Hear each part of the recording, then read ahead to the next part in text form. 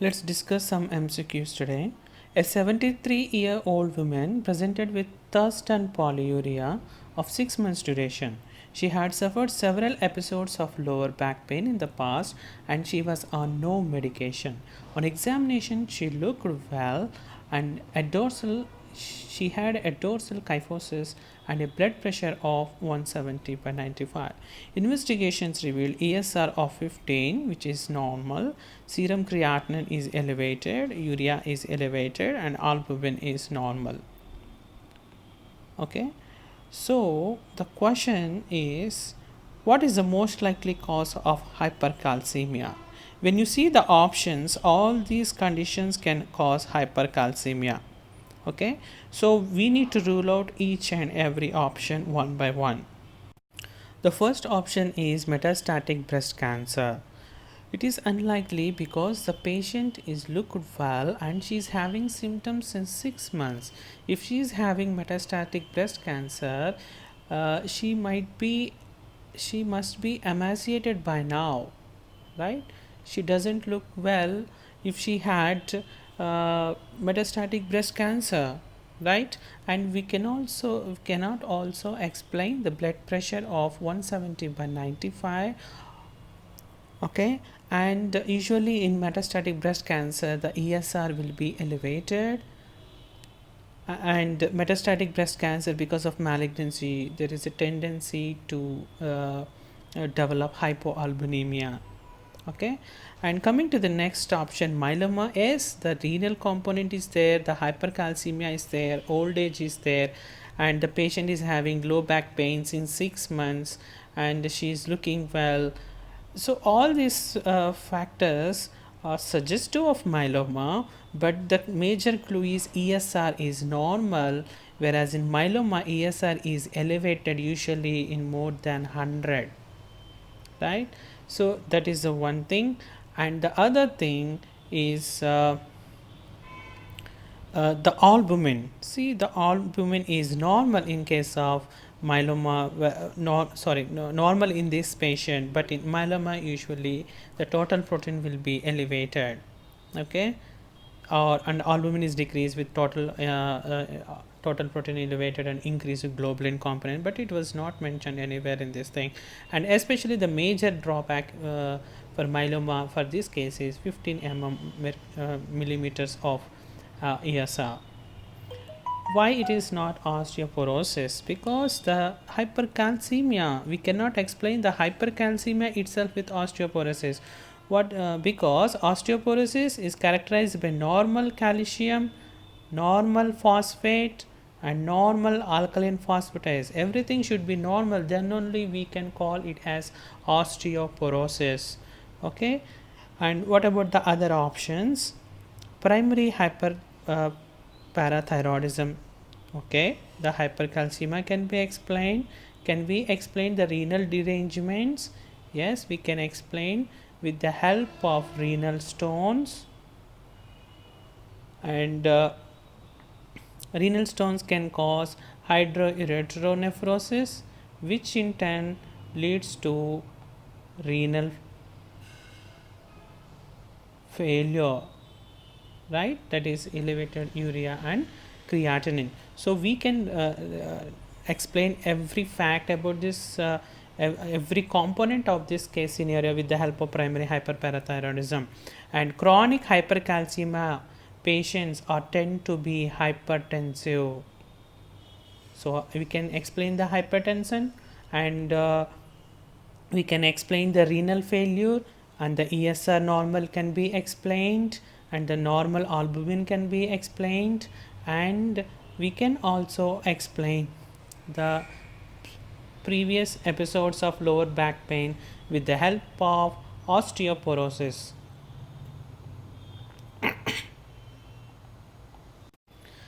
Primary hyperparathyroidism or any hyperparathyroidism usually causes osteoporosis, but with a combination of increased calcium. So if then is osteoporosis with increased calcium, it is hyperparathyroidism. We can explain the dorsal kyphosis, and the several episodes of lower back pain are mainly explained with the help of renal stones. Renal stones can cause renal angle pain, and sometimes patient may experience it as lower back pain instead of flank pain. Okay, and we can all explain all the findings in this patient with the help of primary hyperparathyroidism.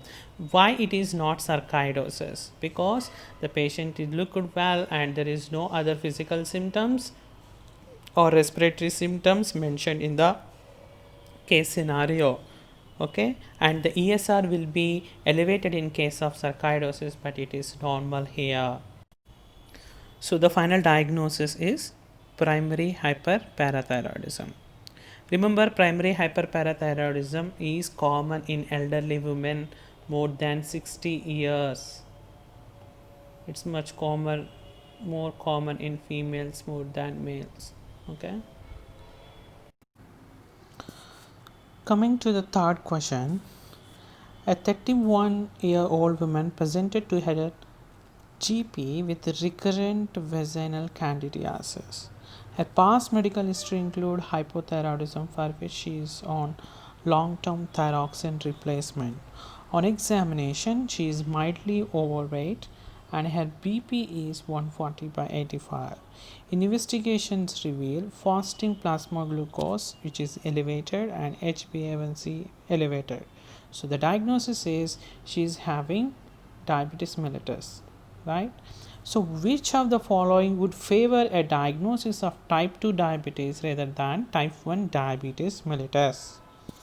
Okay, let's see each option one by one. Autoimmune etiology of hypothyroidism. Autoimmune hypothyroidism is usually associated with type 1 rather than with type 2. So this option is incorrect. Detection of islet cell autoantibodies are usually seen with type 1. So this is incorrect. Elevated LDL cholesterol level can be seen in either type of diabetes. Normal urinary albumin creatinine ratio, that means that the patient, if the patient is not having nephropathy, if the patient is not having nephropathy at the time of diagnosis, is most likely to be type 2, but if it is normal it could be type 2 or type 1 diabetes. And presence of dot and blot hemorrhages on fundoscopy, which is normally indicates retinopathy. The presence of retinopathy at the time of diagnosis is common with type 2 diabetes rather than with type 1. So this is the correct answer here. Okay. A 52-year-old male is referred with reduced shaving frequency and reduced libido of at least 5 years duration. Examination revealed that he have a bitemporal hemianopia and slight galactorrhea to expression, which is a likely diagnosis. So the options are acromegaly, micropolactinoma, and Klinefelter syndrome.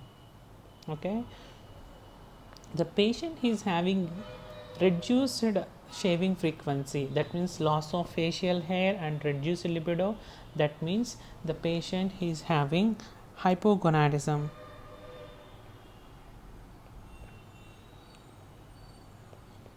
Because of decreased testosterone.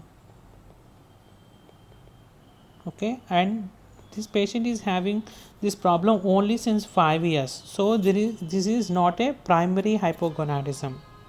Okay, so we can rule out easily the Klinefelter syndrome. And the patient is not having any facial features suggestive of acromegaly. It was not mentioned anywhere in the case notes, so it is very unlikely for a acromegaly to present like this.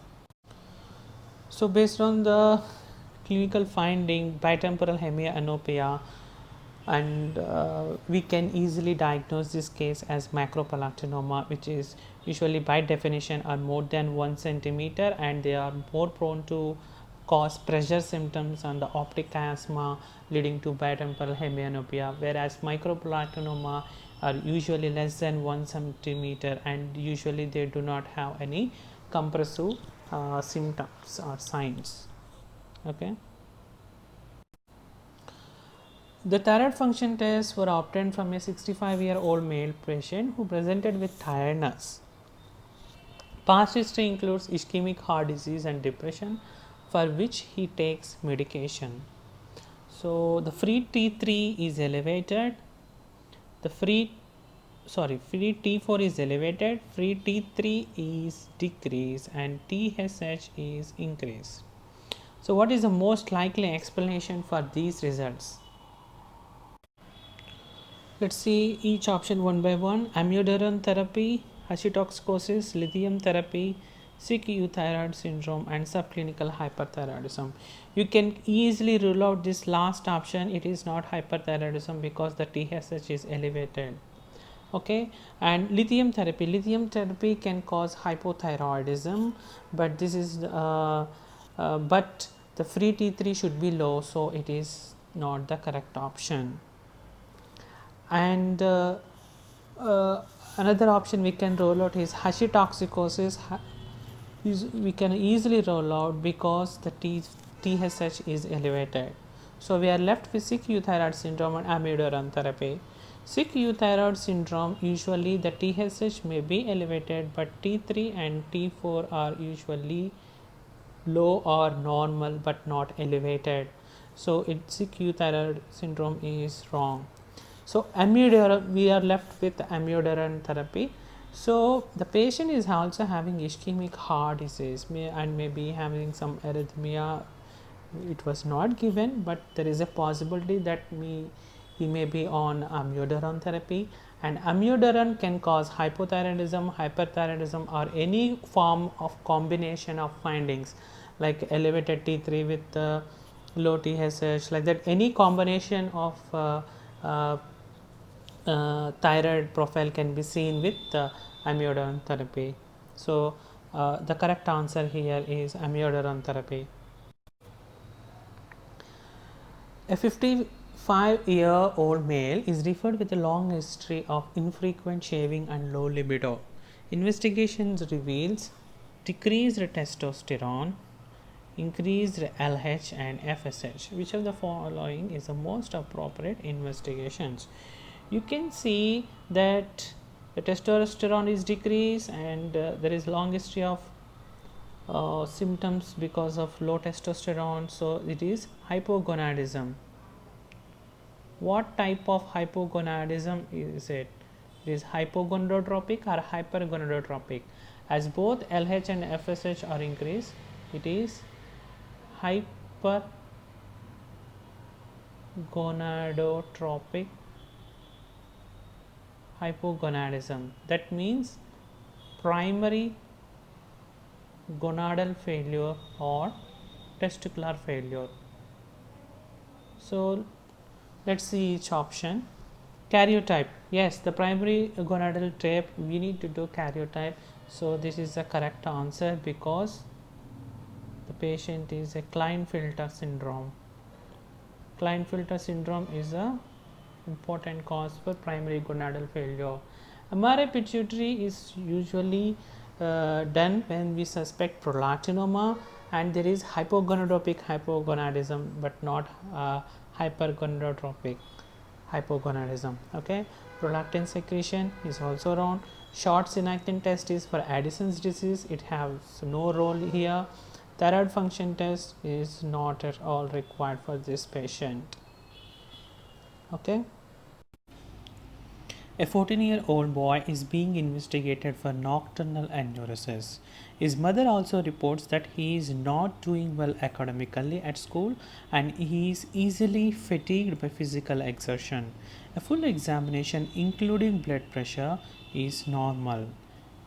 Okay, and his hemoglobin is normal, WBC and platelets are almost normal, sodium is normal, potassium is decreased, urea is normal, bicarbonate is elevated very high, and glucose is normal.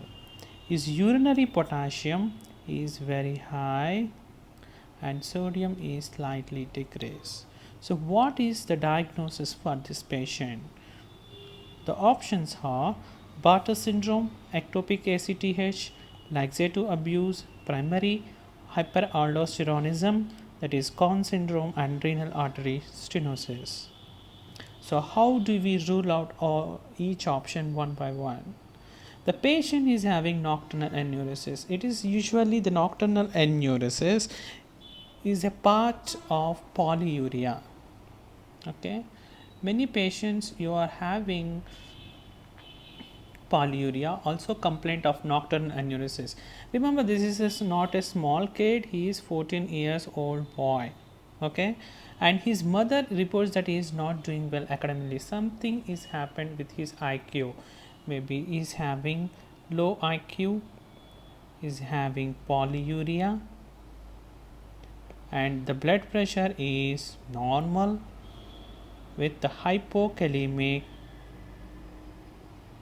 alkalosis, right? Hypokalemic alkalosis due to excess loss of potassium in the urine. So which option among this can explain this? Let's come from the fifth option first.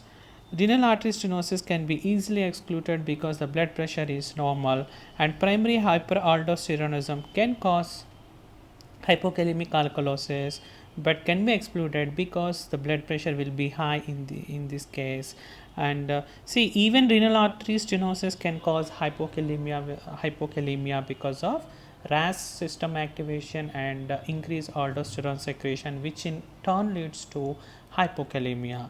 Okay, and what about this laxative abuse? Laxative abuse usually cause hypokalemia along with decreased bicarbonate, not elevated bicarbonate. So this option is wrong.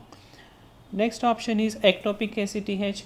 Ectopic ACTH production is usually seen in elderly patients with small cell carcinoma, and it is very rare in case of children. And you cannot explain the polyuria with the ectopic ACTH, right?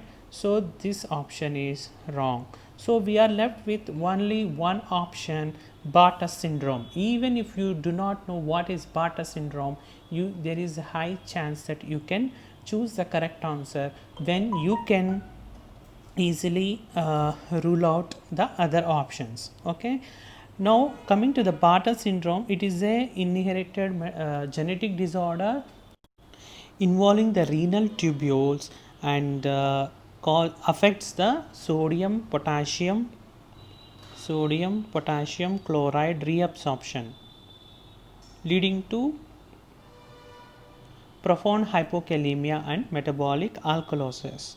And these patients are also have low IQ, and the blood pressure is usually normal in these patients. There is another syndrome called Gitelman syndrome.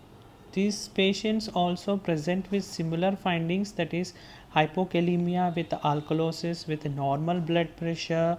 But usually in Gittel syndrome, what happens, there is decreased calcium excretion, so they are prone to develop hypercalcemia, whereas in Bartter syndrome there is hypercalciuria.